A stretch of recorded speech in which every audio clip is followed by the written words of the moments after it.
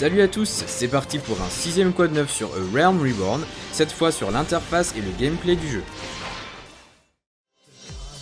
A la release initiale, FF14 ne proposait qu'un client maigrement amélioré de sa version bêta. En fait, de différence, la seule qu'on constatait, c'était l'implémentation de la souris matérielle, qui améliorait sensiblement la réactivité de l'interface. Mais en dépit de ça, le jeu était vraiment affecté par la latence, qui était mère de tous les vices de la première version. Le gameplay en a aussi énormément souffert car il était victime d'aberrations innommables. Par exemple, l'une d'entre elles était le temps d'attente pour passer du mode passif au mode actif. Des changements cruciaux ont donc dû être apportés aux clients de Realm Reborn et aux serveurs pour qu'ils délivrent une expérience d'utilisateur optimale. Commençons d'ailleurs par introduire ce qui constituera la base du gameplay sur PC, à savoir le clic droit.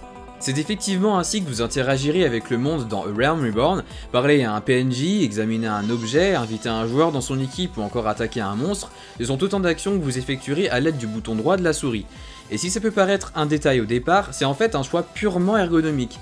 L'équipe a évincé le double-clic qui remplissait avant cette fonction avec difficulté, car par exemple, dès qu'on avait plus de 20 personnages en mouvement à l'écran, il était difficile de cliquer 2 fois sur le même avec précision.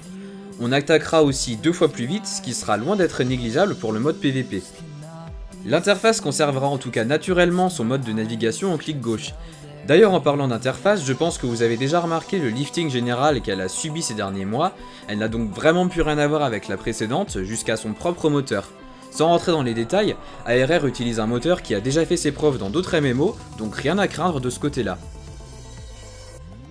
Parmi les fonctionnalités de base, on notera toujours la possibilité pour l'utilisateur d'en déplacer tous les éléments.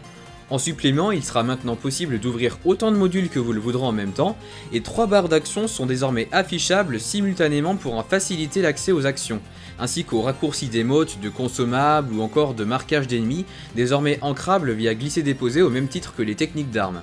La fenêtre de chat reste lifting exclu, sensiblement la même, à un petit détail près.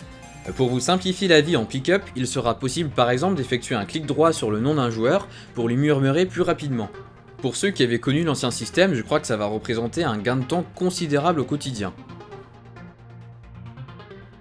Pour finir, une minimap très oldie mais riche en infos et un micro-menu truffé de boutons qui remplacera le menu principal seront à votre disposition.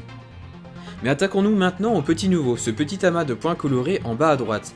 C'est un compagnon de voyage indispensable qui simultanément affiche l'état de votre équipement et de votre inventaire grâce à un simple code couleur. Il fait aussi office de raccourci vers ces deux derniers, toujours dans un souci de simplifier l'existence du joueur.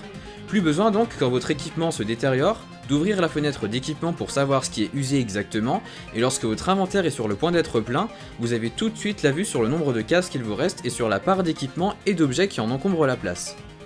Sur PS3, si l'interface peut à première vue sembler en tout point identique à la version clavier et souris, elle a été repensée afin de totalement s'adapter à une situation de jeu à la manette.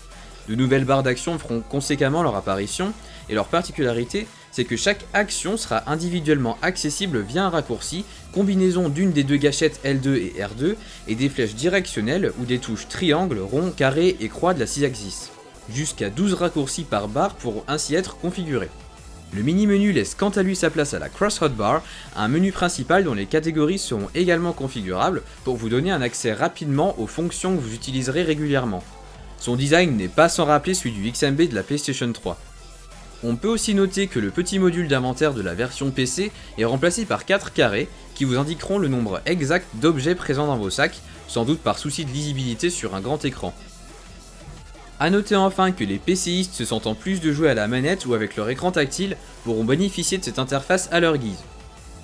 Pour continuer sur la ligne de l'inventaire, sachez qu'à l'avenir vous pourrez enregistrer vos tenues afin de vous changer rapidement et les observer sur un mannequin avant de les équiper.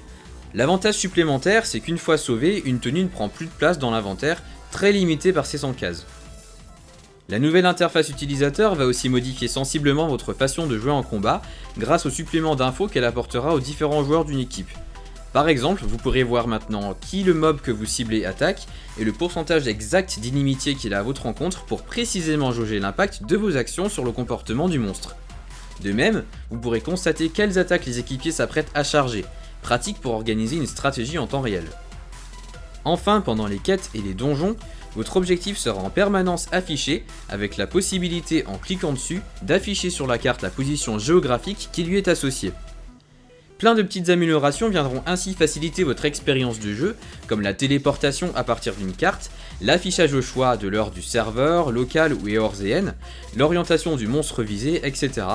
Et sans compter, comme j'avais déjà mentionné, les possibilités illimitées de la création d'add-ons et de modes personnalisés par les joueurs. On pourra dire que l'interface reste encore lourde à l'heure actuelle, mais bon, ça, c'est une question de goût. Et c'est là-dessus qu'on va conclure cette 6ème vidéo sur A Realm Reborn. Rendez-vous bientôt pour une 7ème sur les cartes. Merci de votre fidélité.